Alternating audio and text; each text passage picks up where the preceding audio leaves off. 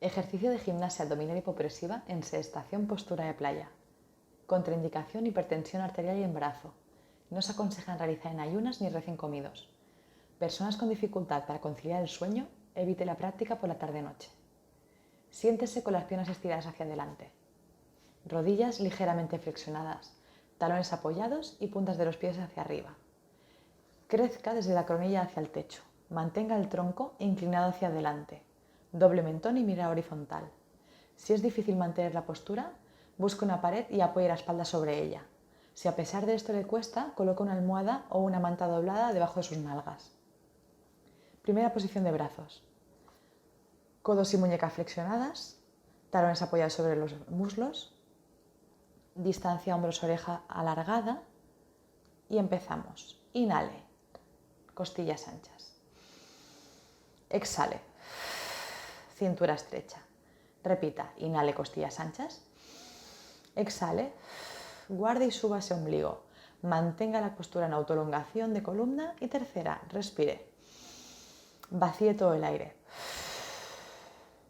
Cuando no tenga nada de aire, bloquee boca, bloquee nariz y sin que se vuelva a colar nada de aire, genere el vacío, succión diafragmática, abriendo costillas y mantenga la apnea 15 segundos, haciendo fuerza con los talones de las manos contra los muslos. Mantenga la distancia, hombros-oreja, durante los 15 segundos de cuenta atrás. Mantenga la postura y respire. Segunda posición de brazos. Altura del pecho, palmas giradas hacia adelante, dedos estirados mirándose entre sí, codos y muñecas flexionadas, hombros hacia abajo, mirada horizontal y doble mentón. Empiece, respire. Exhale. Reduzca el perímetro de cintura, manténgalo ahí y segunda, inhale. Exhale. Entre y suba el ombligo. Última, inhale. Vacíe. Sin nada de aire, bloquee boca, bloquee nariz, maniobra de succión abdominal, apnea, abriendo costillas y haciendo fuerza como si quisiera empujar la pared sin estirar los codos. Mantenga los 15 segundos